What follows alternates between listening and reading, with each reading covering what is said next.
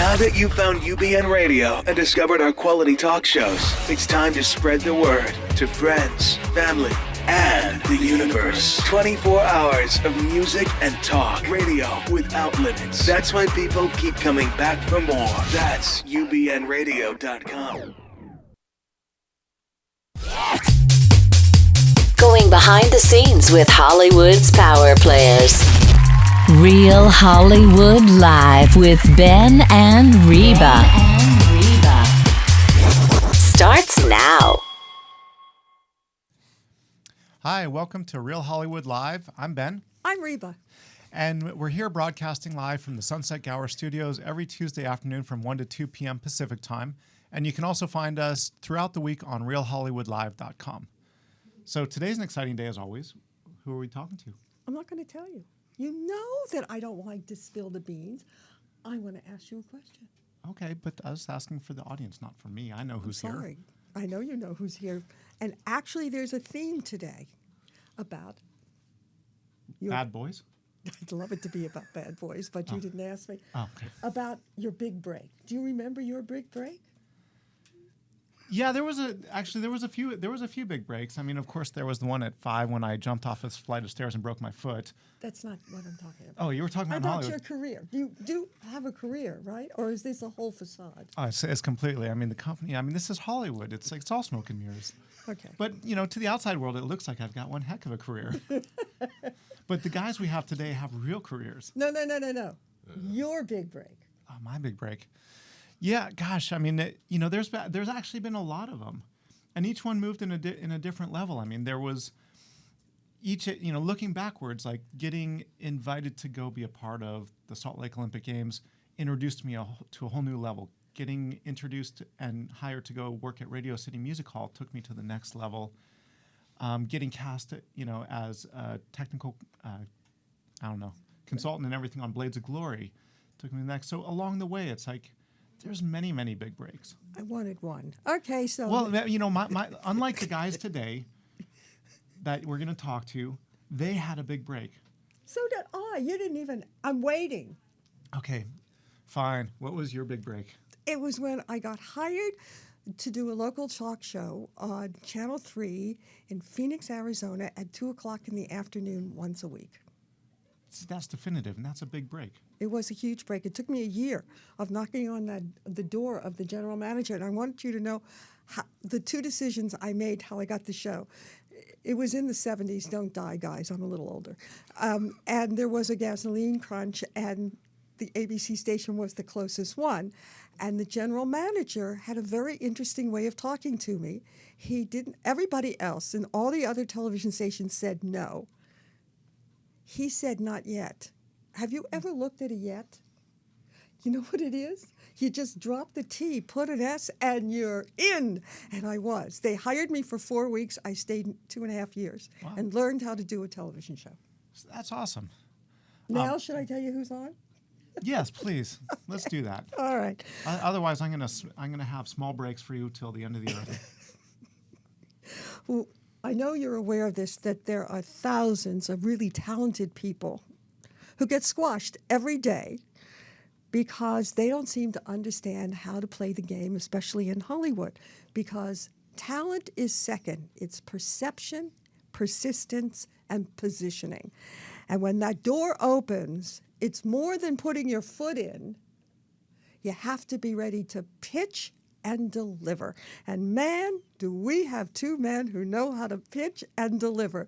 And I'll start off with Adam G. Simon, who went from homeless to hot. I mean, he sounds just like a movie. So let's welcome Adam Simon. Wow, that's great. Thank you. This episode of Real Hollywood Live is brought to you by Conundrum Wine. Conundrum. It's what we're all in and we want to get out of, and wine will help you get out of it. I can see we're going to have fun. And this is a friend of yours. Absolutely. I like to believe that I provided the small break for Adam about 10 years ago. That's and now amazing. today we're going to talk about the big break that actually made a difference. But actually, Adam, if you're still here. I'm here. What kind of jobs did you do before you got even the small break? Any kind of break? I'd always done acting and writing from the time that I was a kid, and studied it in high school, and then on for a little bit after that, and private coachings and things like that, and seminars and all that stuff. But I'd done every blue-collar job in the book. I mean, I worked as a janitor, a bouncer. My father was a cop here in L.A., and got into bodyguard work, doing private security for celebrities and stuff like that. And so I followed in his footsteps for a short period of time and did privatized security work for celebrities and executives. So what was your big break? Are you going to Benjamin tell me? Oberman. Well, I've got to ask. I met Adam at a party. I thought he was a great guy. I thought he was a very funny comedian, which What is did ironic. we do after the party, Benji? Well, we headed back to LA, but what was the impetus? Like, you obviously you came to LA, Yeah. just to do a short show for Sega GameWorks. Right. What caused you to want to stay? I mean, I was born and raised in L.A. Okay. I moved around quite a bit, and I've lived overseas and in different parts. I was just kind of like a vagabond for a number of years, but I've always considered myself to be an Angelino and a Califas, Californio. So I was always, found my roots here and knew that, that's what I was built to do. I mean, I think that's a big part in life. Like, you got to find the thing that you're built to do. And I was built to act, and I was built to write. Wait a minute. Yeah. Wouldn't that be fair to say that's where your passion lied? Yeah, absolutely. Sorry, I get excited being Well, around you guys. We're both just full of word salad today. Yeah. Uh, I'm going to go back to my conundrum. and so when you were tied in the cage and kids were kicking soccer balls at you, you said, "I have a future as an action star." Yeah. So on Benji's commercial, and it actually wasn't really a commercial, was it? It was like a series of these. They wanted us to do viral videos Yeah. back when it was a new concept and nobody knew what to do with it. Yeah. I So, don't think they still do, but go yeah, ahead. but these kids, this one. It's certainly come a long ways. Okay. Do you remember the name of that little boy, kind of heavier set Latino kid? You know, the kid that was I can playing. picture him, but no, I don't remember. That kid had the wickedest kick. So there's a video. It's out there somewhere of this commercial. That What would I you did say? with You said it can still be found on Funny or Die. Yeah, it's on Funny or Die. You could check it out. I think it's under like Will Ferrell look-alike or something like that. Oh, because yeah, I was sporting the chops from kicking Yep. and screaming. And so, but this kid, man, like, he lined up that soccer ball and just kept hitting me in the nuts over and over again. And that's been my Hollywood experience. It's just been getting kicked in the nuts over and over again. So I Well, got a taste actually, for it then. it's a wonderful transition to. I just have to ask it because I can't believe anybody who has a film coming out from a major studio actually lived in their car or. Until I had to sell it, yeah. Now we heard Stallone had to sell his dog. I heard you had to eat your dog. Is that Yeah, true? I ate other people's dogs. I was roaming the streets of Beverly Hills and just randomly attacking No, people's but the thing pets is that I said you were and eating them. homeless to hot. I mean, you are hot. I mean, you have a film called Man Down, and Mm-hmm. I'm sure because you're sitting there and maybe somebody in your family is listening, tell them the Hi, Mom. news. Yeah, so Man Down is been accepted in the Venice Film Festival. It's in competition for best film, and this is actually something that not a lot of people know that I can talk about now. I just am working with Insurgent Media, so Dean Zanuck and Esna Sands, and developing a television series and 2 more features, and just finalize that this week. So, I yeah. think that sounds pretty good. You want to show us your arm? No. Yeah, I could do this.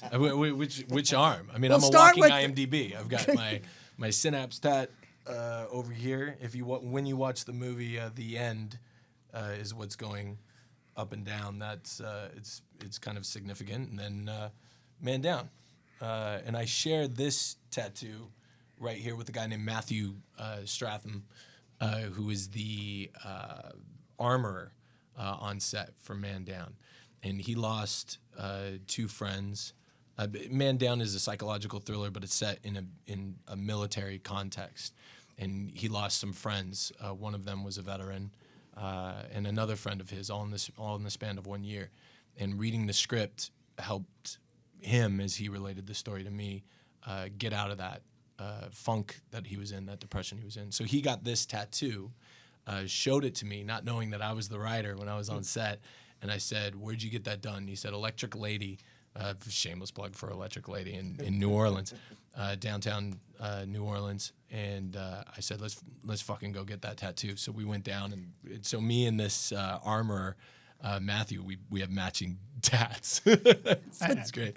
Well, I was gonna say, and there was a story with you and Shia about the other tattoos, right? Yeah. Like he, so Shia actually introduced me to Matthew. He's like, you got to talk to this guy. I've heard. Well, wait a minute. Why heard don't you this." tell who else is in your movie before you just drop names like that? Oh, so sorry. It's like a combination of the caffeine and conundrum. Man Down has Shia LaBeouf, Gary Oldman, Jai Courtney, Clifton Collins Jr., and I. And the woman? Kate Mara. Thank Kate you. Mara, who's phenomenal. Like, she's great. And then Synapse, we shot as. Did it come Man Down. afterwards? It did, yeah. So, Man Down. I guess kind of the timeline, the order of things was I wrote the first draft of Man Down when I was homeless.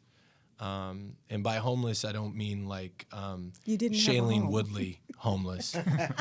You mean in a hotel room Not of to her diss choice? anybody, but because I hear stories like that, it drives me fucking nuts. You really shouldn't have given me this conundrum, but I hear this, like, people saying, yeah, I lived out of my car to get the experience of what it was like. Like, I lived out of my car because I didn't have anywhere to go.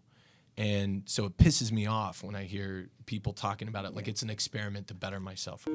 I had I was at the studying at an acting studio in Santa Monica, California, and taking from some amazing teachers.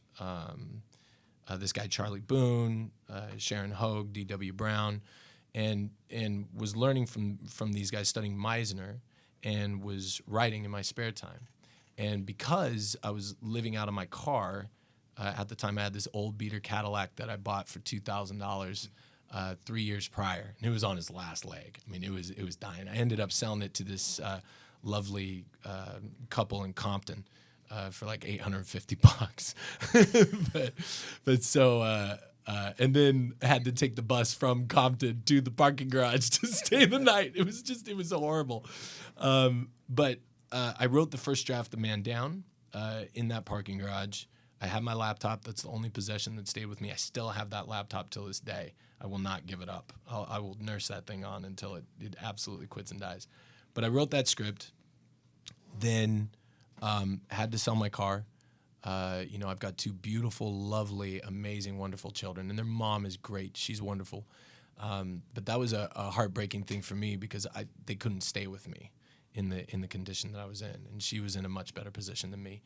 So the kids, stayed with her, and then slept in the parking garage and did all that stuff, and then finally got over my ego and pride and went to my family members for help. So I ended up staying with a few family members and things like that. So Man Down came first. Yeah. Did it pay you a lot of money so you could do Synapse? No, I mean, it was like the typical deal for a first-time writer, SAG low scale, or by WGA standards, like the low scale. So I got paid for that, and then was faced with another conundrum.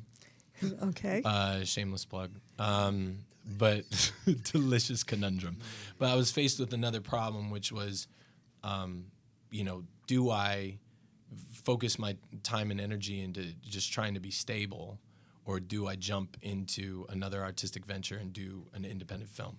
And so I decided to do that. And so partnered up with this brilliant guy, Kenlon Clark, really good friend of mine. He'd been directing music videos for years, working for Los Angeles Center Studios, Brian and Pete Brosnan, at Los Angeles Center Studios. And so we made our film. And it's a sci-fi thriller.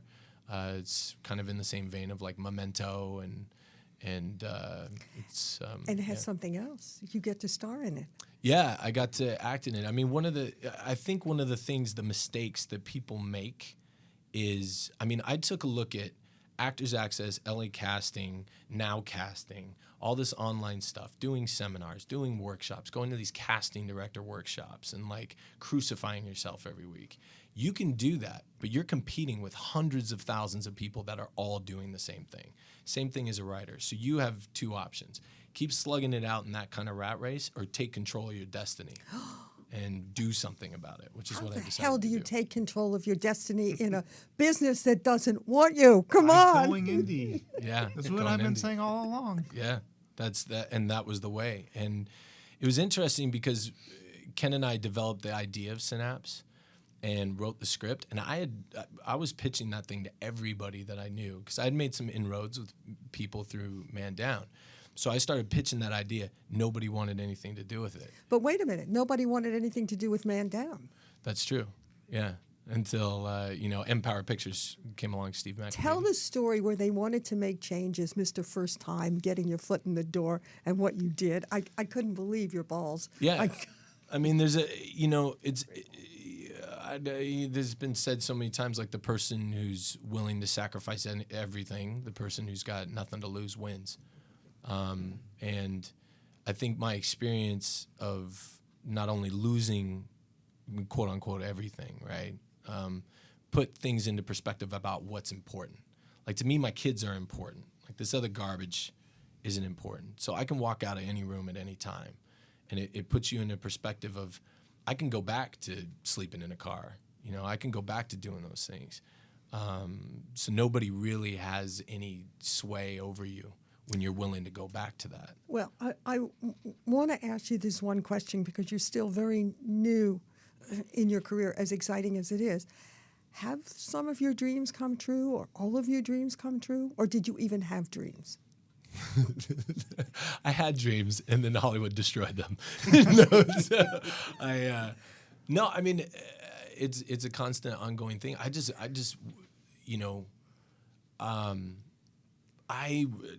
want to create. I mean, there's stories to tell. There's things that I just got to get off my chest. Man Down was something I needed to get off my chest. Synapse was something I needed to get off my chest.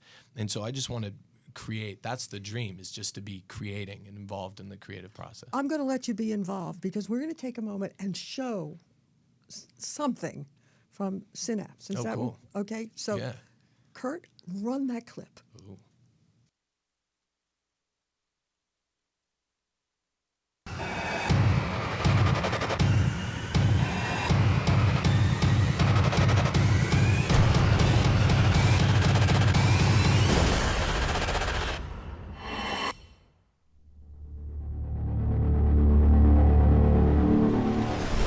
I had this in my pocket. Experiments that were done, it didn't go well. People ended up institutionalized or worse. I remember a woman and a kid, they're just fragmented pieces. All I know is you were gonna meet with our supplier. I want like the 360s, the trips to Fiji. You gonna give me access? You gonna pay me?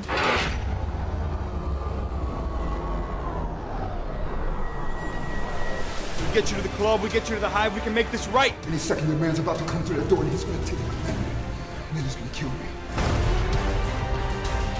Naked.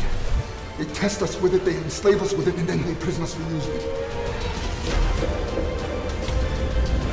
We need his mind access.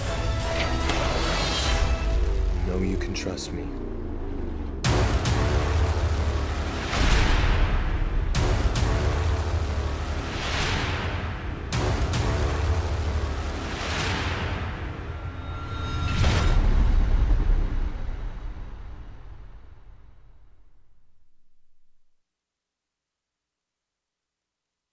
All right, Adam. Well, thank you so much. Stay in your seat because we are going to bring you back later in the show to keep going. But right now, we're going to take a little break to hear from some of our sponsors. Oh, awesome. Conundrum. Conundrum has been turning winemaking on its head for 25 years. Conundrum White is the original white wine blend from California. Pair this exotic, versatile wine with everything from Asian cuisine to tacos. Conundrum Red is rich, full-flavored, and balanced, the perfect complement to dishes like pasta pomodoro, fajitas, and barbecue.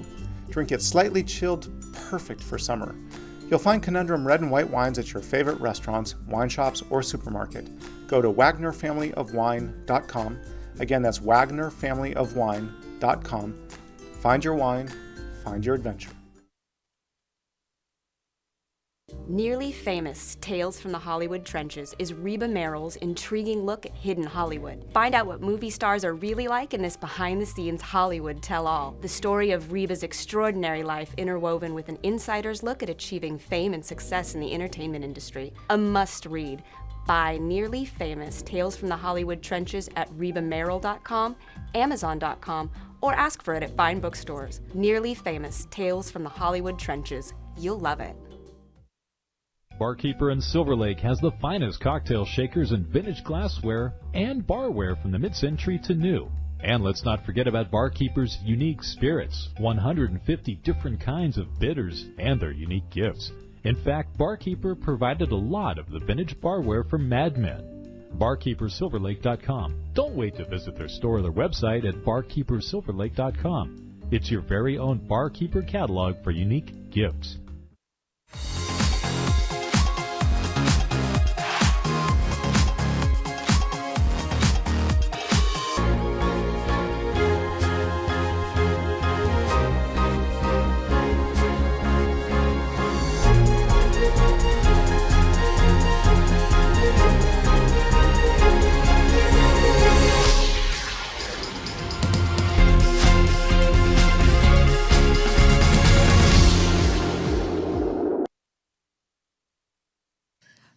Hi, I'm Reba Merrill, and this is Ben Oberman. And the show is called Real Hollywood Live with Ben and Reba. Who? But we actually have another Ben here. Great name, by the way. Yes. Well, you see, in Hollywood, the easiest way to get a film made is to write a great script, and our guest today has done Is that just really that. the easiest way?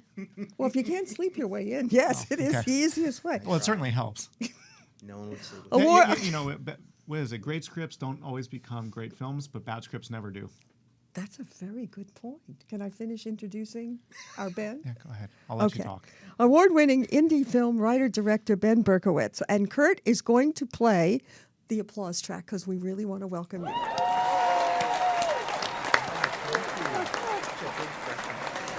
And your award-winning film is Polish Bar. And I'm just going to put it out there. I'm an Academy voter, and I have never seen a film on my laptop. And for Ben Berkowitz, I sat down over the weekend and I watched your film, and I was really impressed. That I could enjoy it on a laptop, and that I want to know where your head is that you write that kind of a film. Did you spend all that time in strip clubs? I mean, I was just very curious. You know, ironically, I'm not a fan of strip clubs. I love women, and I like to see them more one-on-one when I'm ever able, like less like when there's three on top of you at once is too I could much. do without like the fraternity around me at the time. But they're an important part of our culture, whether we like it or not. And I thought it was strippers or women? Both. Okay. Yeah. You know, I mean, what's the difference now?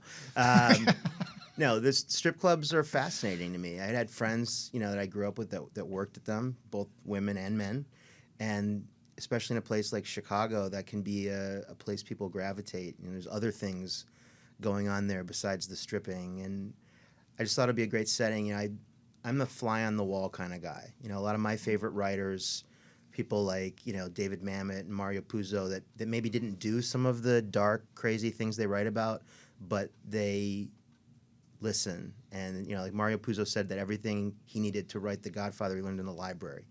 You know, it's like I'm an observer, so I've done nothing.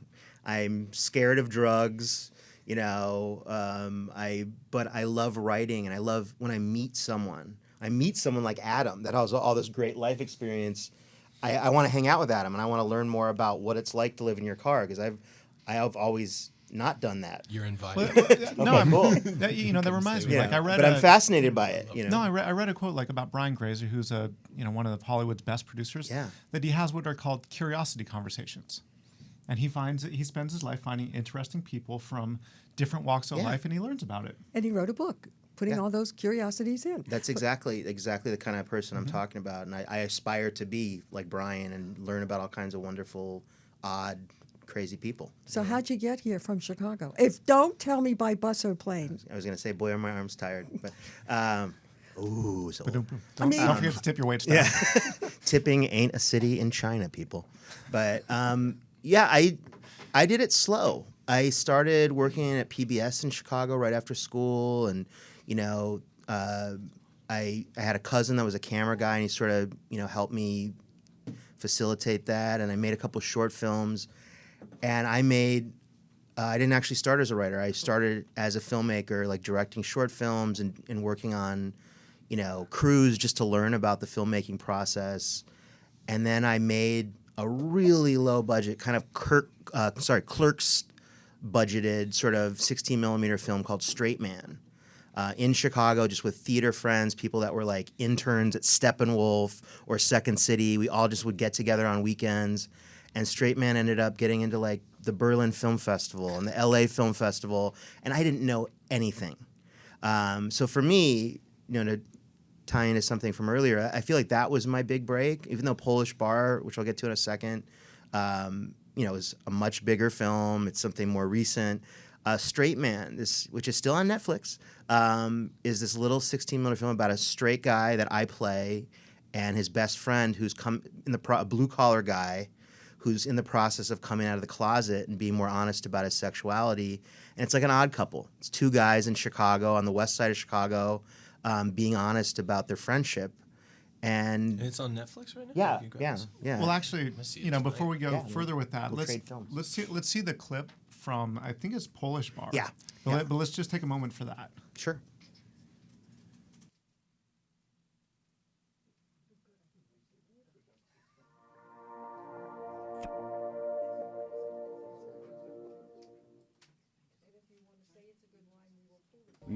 You're a tough kid, huh? Oh, you're so tough. So was your father. He was a tough guy.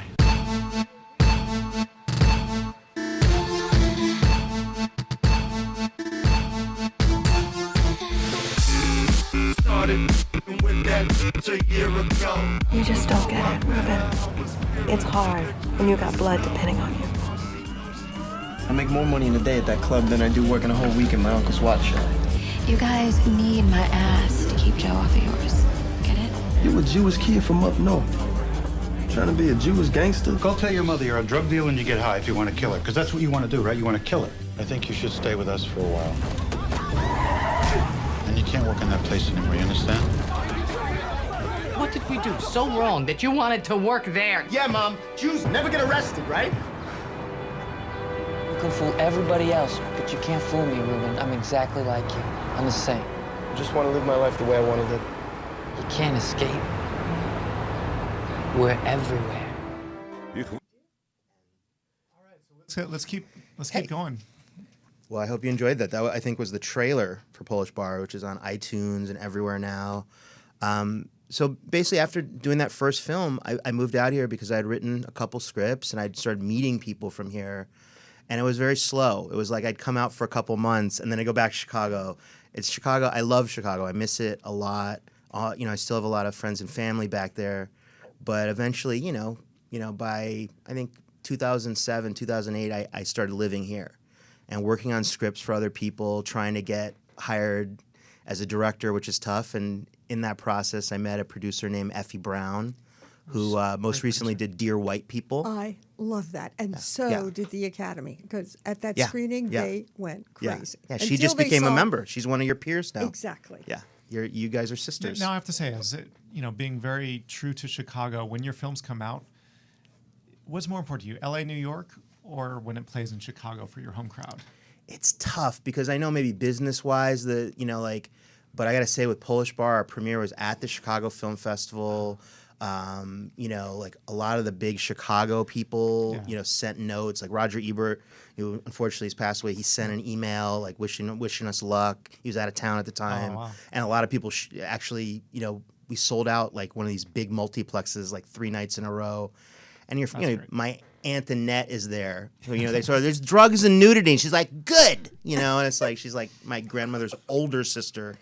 So it still means a lot, but I'm trying to be smart. I know that LA is very important as well. I mean, there's obviously the business, but there's also still the personal. Like no matter how much you accomplish, there's still certain people that you care about more than the masses. You know, we're premiering Synapse in Chicago this weekend at the I'll plug it. Movieco Theater Yeah, I'll plug it for you. on Rosemont, because the two guys at LA Center Studios are from Chicago. Yeah, and it's and real came local out here. pride. Yeah. You'll get a Chicago's good. amazing. If you got that local connection, Chicago can be a tough city to open a movie if you don't have the local connection.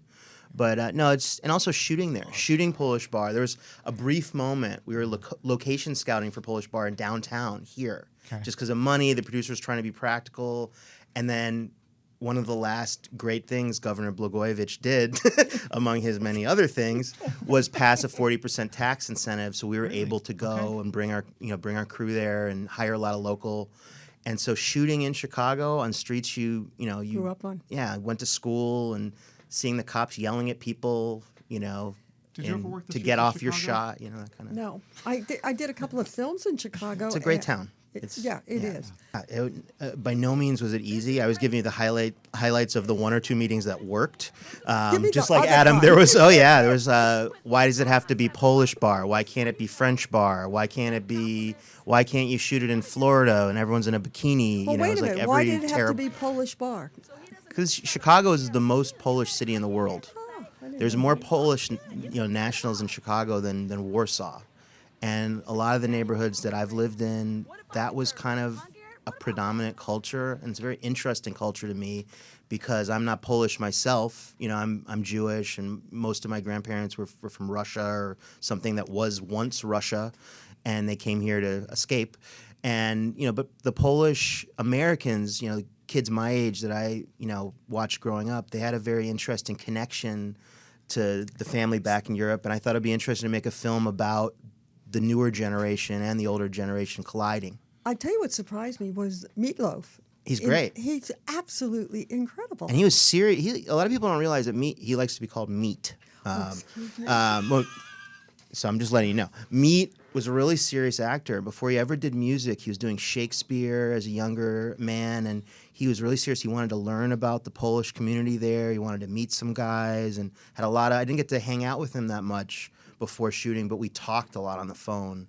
And I thought he was tremendous, and it was so cool to get him, for the movie. Well, I really wanted to know, was there a time when you wanted to give up? No. But I'll be honest with you, and I don't know how Adam feels about this. I'll ask him after Sometimes now, like, I do a check-in with myself, like, why are you still doing it? You've made a couple movies, you've written for a couple TV shows, you've done a couple things. I want to make sure that I'm still doing it for the right reasons. I'm still inspired. And I'll be honest, after Polish Bar, 'cause it was very dark, and I at least like to think I'm kind of a funny guy, and I've worked with a lot of comedians. I want to do something funny, and I really sort of took like a year to just really figure out what do I want to write about, what makes me laugh. And some of the stuff I'm writing now and I'm pitching now is stuff that came out of that period after Polish Bar. But there was a brief time, because Polish Bar is a tough movie to make and finish, where it was like, do you really want to keep going? Let's ask him. Yeah, well, I do have one quick question, though. Like, obviously, you've been making movies. Right now, we're kind of in the golden age of television, especially with all of the internet and the OTT platforms. Are you still holding on to films, or are you pushing forays into TV work as well? Yes and yes. I mean, the answer is, literally what I have cooking right now is that goes perfectly with this conundrum wine. Is a couple TV pitches that are really solid that I can't talk about it. I was hoping I might be able to talk about it by today, but I was told I have to wait a little longer before I can talk about it. But maybe if you bring some conundrum into the executives, it will work. Let's call them right now. And that would be my first time. One of my spec pitches, one of the things I actually created, becomes a show, which would be great. I think the best things that's come out recently is Transparent on Amazon. If I can make a show half as good as that and what they did, I'd be really happy. But I've still got a movie script, going around and a producer that's helping me put that together. It'll be my first time doing a horror comedy, which I think is great, sort of in the vein of Cabin in the Woods, which came out a couple years ago, which I thought was brilliant. It's a growing trend. Like we do the Halloween Horror Fest launching in October. Yeah. Bar none, like the most submissions I'm getting for that festival are in the horror comedy category. It's a great combo, and it's something I grew up with. One of my favorite shows, as a kid, I grew up on HBO. Like everything on HBO was amazing to me. Was Tales from the Crypt, which is a really funny, dark. That's my best Crypt Keeper laugh. Help me, Adam. Help me. But I think I always want to make movies. I always go to movies. I get really excited when filmmakers I love, like the Coen brothers, or just anyone that is Scorsese, someone that makes movies that are always, something that I admire. But I agree that TV is sort of, for a creative person, it's where it's at right now because you have more freedom and you're reaching a bigger, better audience, I think. I'm going to ask Adam, was there ever a point that you wanted to give up? I didn't have a choice. I put myself into the position of backing myself into a corner so that I didn't have an option, that I had to make money and provide for myself and for my 2 kids by writing and acting.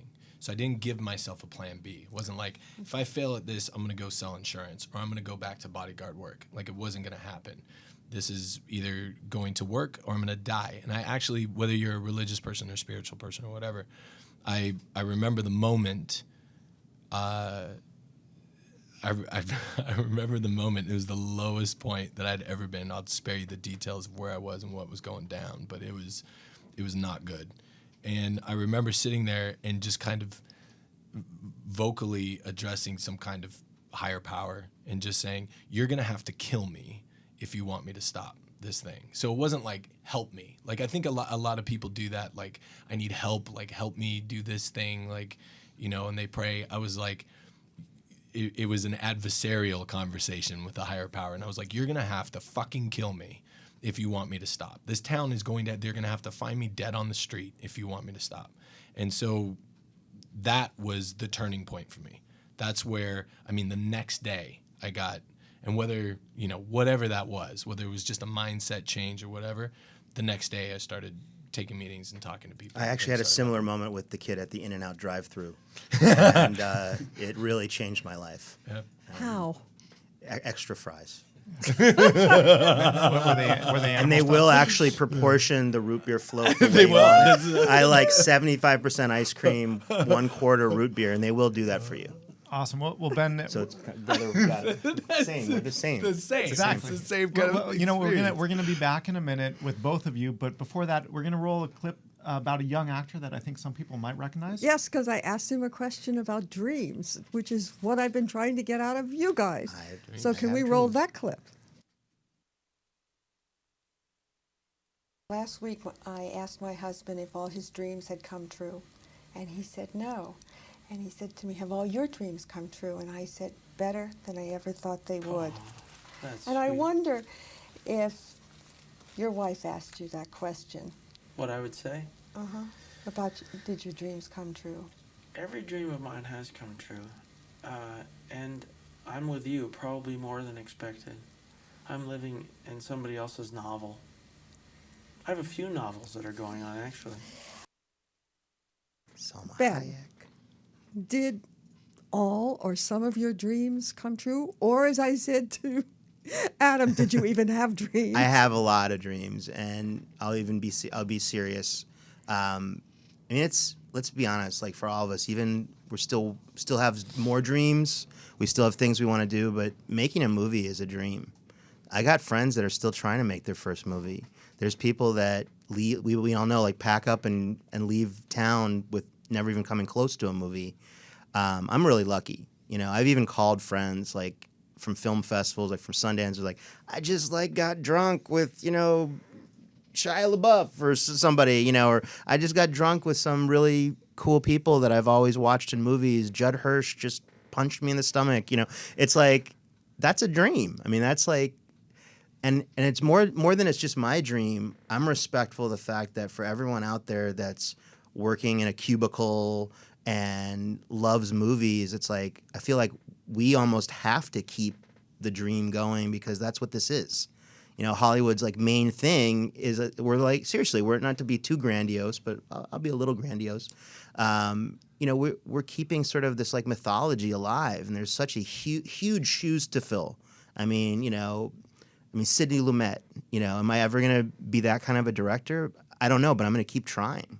You know, I don't want to be Brett Ratner. I'm sorry to call him out, but I want to be Sidney Lumet. I want to be Scorsese. I want to be as funny as Mel Brooks. You know, it's like, I think we have to dream bigger in Hollywood. I think, you know, I don't think we're dreaming enough. So that's my big statement. So here's a question for both of you, because you both write and you direct and you act and you act. I'll start with Adam. Are you your harshest critic? Used to be. I don't do that anymore. Why? Because everybody else is going to rip you apart. You don't need to do it. I mean, they are. This whole thing. I mean, everybody from your own family members. I liked it, but I think everybody's got an opinion. Everybody's got a fucking opinion, and on top of that, I know he's experienced this. Everybody in this town thinks they're a writer. From your Lyft driver to your dentist to whoever you meet on the street, they're all like, you're a writer.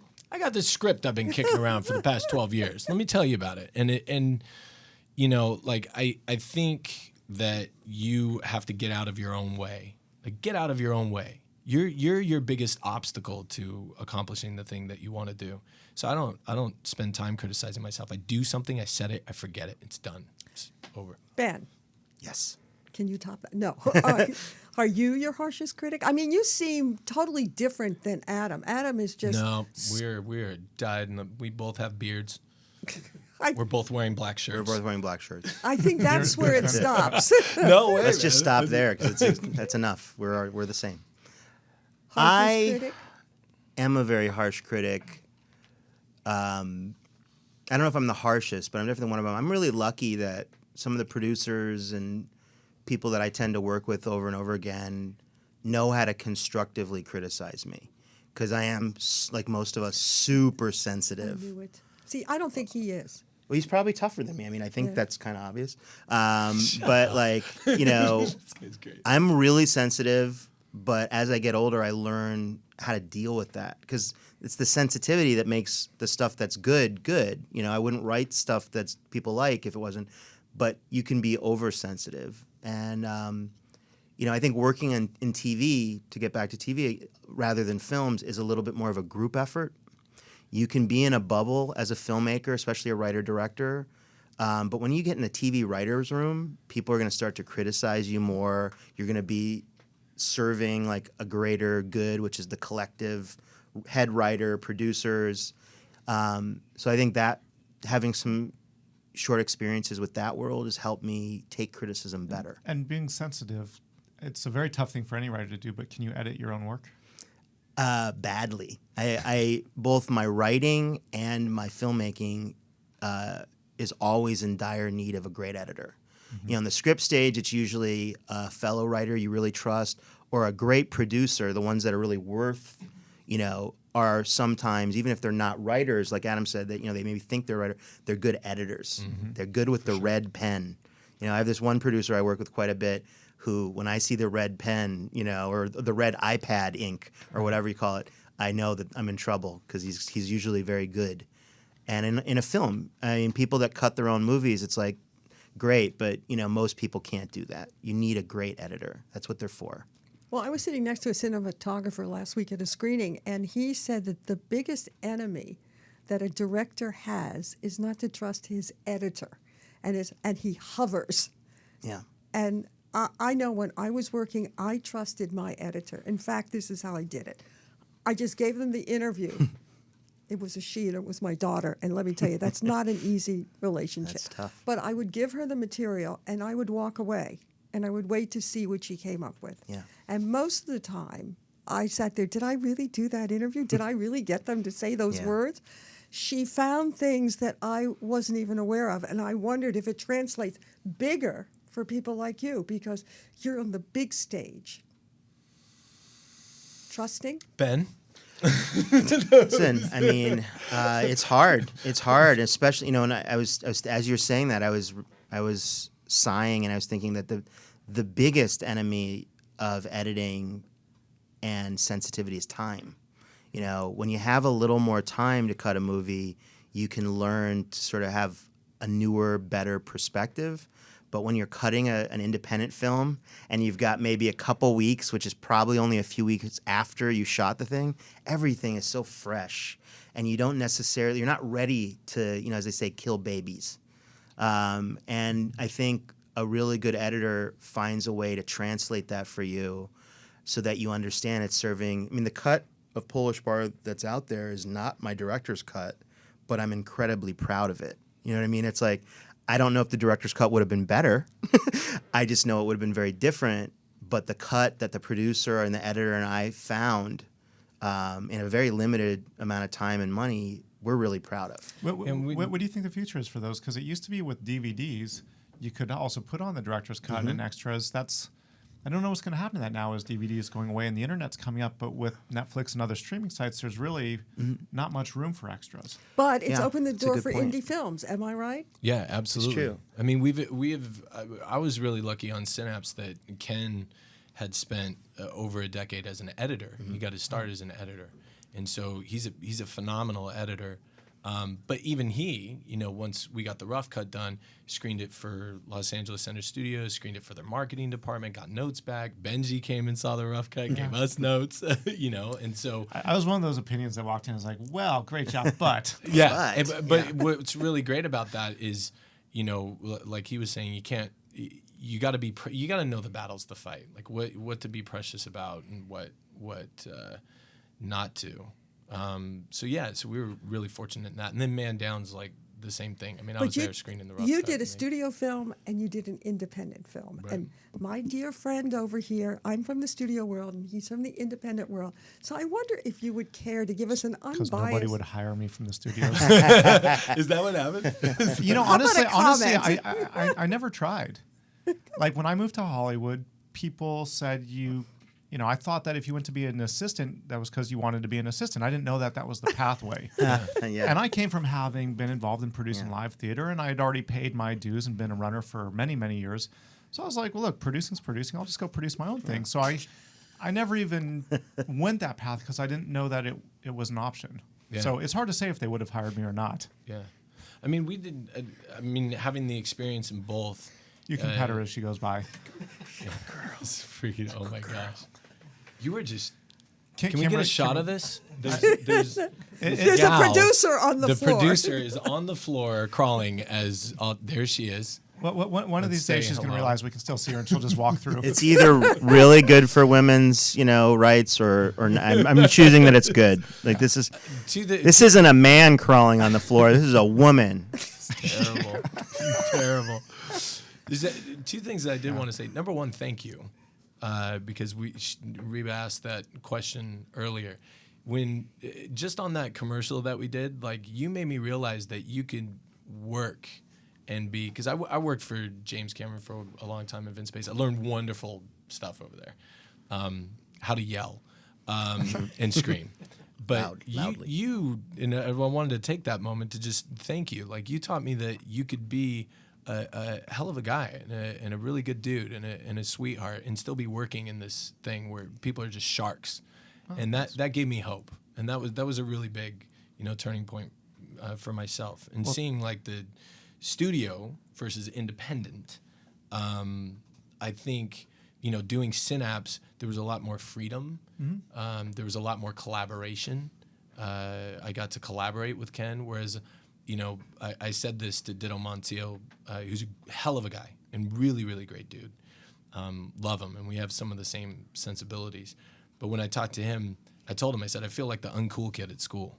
Like, I'm the writer, and I'm on set, and it's just kind of like, hi, guys, you having fun over there? Is that good? I'll be quiet now. And it was kind of that thing. And not that people weren't welcoming, it's just there's no use for you. The machine is now rolling. Whereas on doing Synapse, Sophina Brown is a brilliant actress. She was on Shark and NCIS, and Henry Simmons, of course, who's on Agents of S.H.I.E.L.D. They would come to me and be like, hey, what do you think about this? What do you think about this character? And there was more like a collaboration. So to answer your question, I think that's kind of the you haven't done both, but No, I've never done a movie for a studio. I've worked for larger companies in other capacities, but all the movies I've done have been completely independent.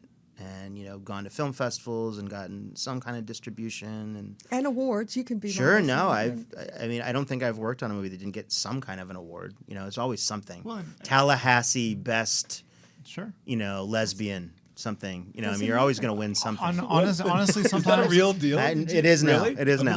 No one no, will check. And quite honestly, no one like Google some of it. those small town festivals is when the audience comes out and they're truly passionate. Oh about yeah, no, me I'm being shooting serious. films. It's like no, but yes, I've been really lucky because in addition to the couple films I've written and directed, I've produced and collaborated with friends that I think are making something really great, and helped them get into Sundance and go on the whole road to figuring out what to do with the movie after. And so I love being independent. But going back to TV and what we're saying, I think, my entrance to sort of that world is more through television and digital, stuff, newer media. But if Joe Carnahan gets sick and they're like, "Hey, Ben should direct this one," I will be I will be there. I am DGA. I will gladly work for the studios. It hasn't happened yet. I mean, it should be noted too that independent is a term that really just means it's financed outside the studios. Exactly. So, Lord of the Rings was an independent film, right? The Kingsman. Yeah. Kingsman was an independent film. Yeah. So, I dare say, if you look back into the '80s, where there really was no indie movement, the studios made these types of films that we all make now. So Definitely. It's not that it's an us and them. It's just a No, different not at pathway all. of how you do things. I agree. Here's something and he nailed it, absolutely nailed it, that I think people need to understand. As in doing an independent film, you make the movie, but then you got to take the band on tour. Right. Yeah.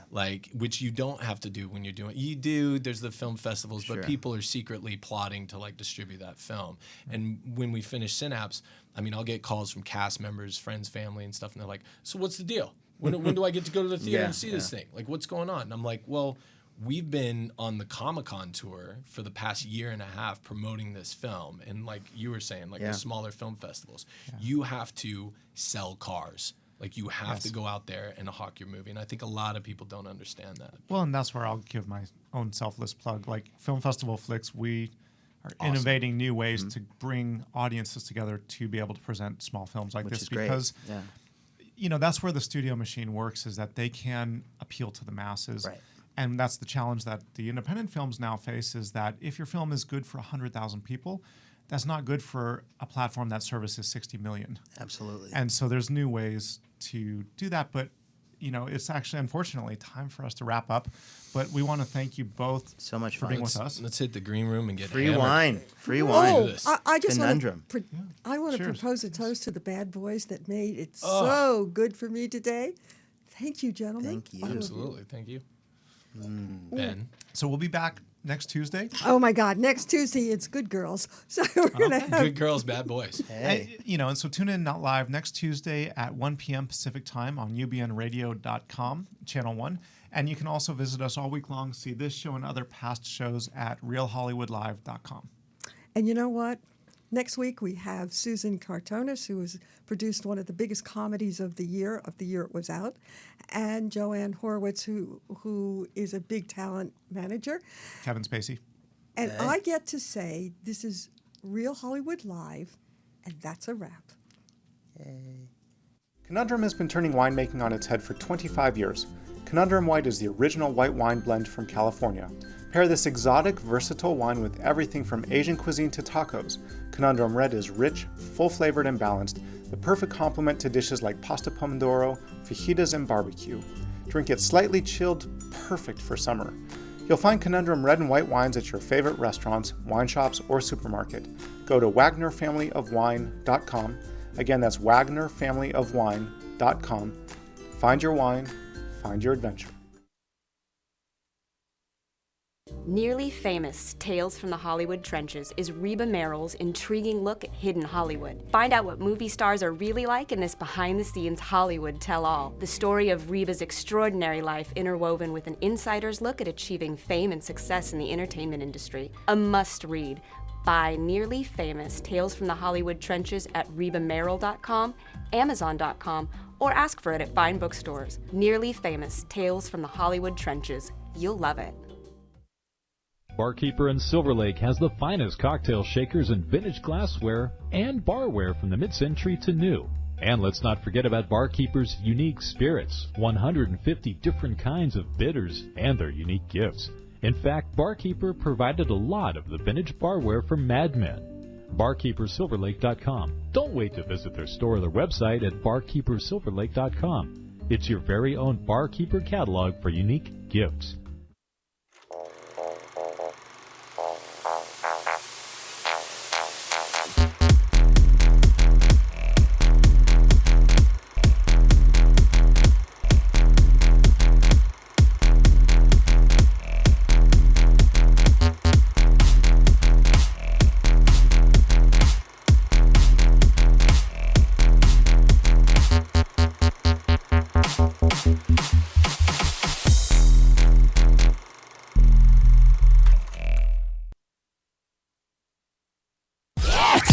Real Hollywood Live with Ben and Reba.